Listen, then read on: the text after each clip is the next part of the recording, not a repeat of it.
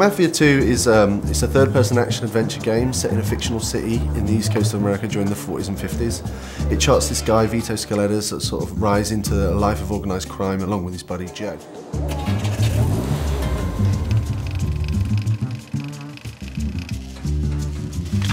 Mais qu'est-ce que vous voulez? On veut savoir pourquoi t'as tué notre pote. Well, like every classic mob story, Mafia 2 is a story about friendship, betrayal. The guys who you think are the bad guys might not really be the bad guys.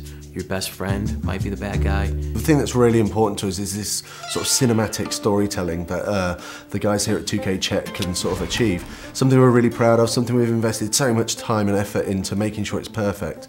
A na tom vlastně stavíme. We want to present the whole game in a Hollywood film-like style, and visually it looks amazing, but it's the story that's the most important thing for us. It starts off with, it's just about Vito, and then the first guy you meet is Joe.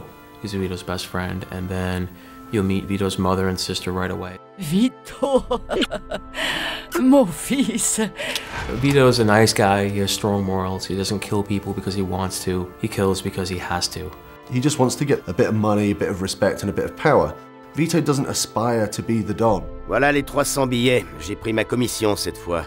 Dorénavant, t'auras plus besoin de moi. D'accord, merci Joe. When I first got the first version of the script, one thing that really stuck out was that it was a buddy story. It wasn't just one guy on his own doing what he wants. Je te l'ai dit, j'ai le bras long.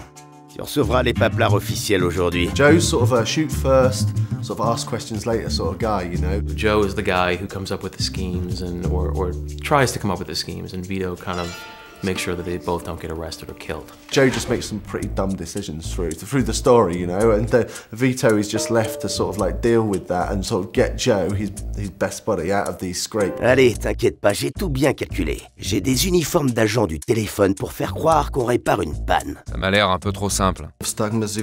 Our goal was to build the relationship in such a way that it's clear to us, or to the player, that Joe is his best friend.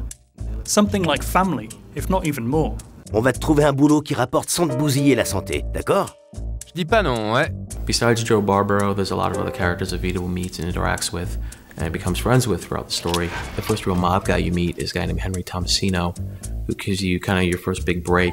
And then this guy named Eddie Scarpa, who's kind of similar to Joe in that he likes the booze, he likes the women. It's an open world city with a very strong linear story travelling through it, which is maybe a little bit of a different structure than we see with other open world games. With our game, the story is incredible, the dialogue is amazing.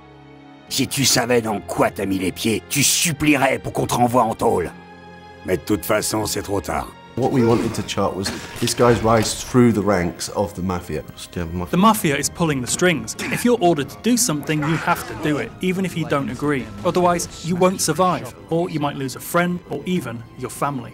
Tu vas nous rendre un service. Et si je refuse? Tu meurs. The life of a mobster isn't what it's all made out to be, you know. It's not all really glamorous, you know. It has some really bad things that happen to it, and we really explore that during the story. I think it's really interesting. People are going to really enjoy it.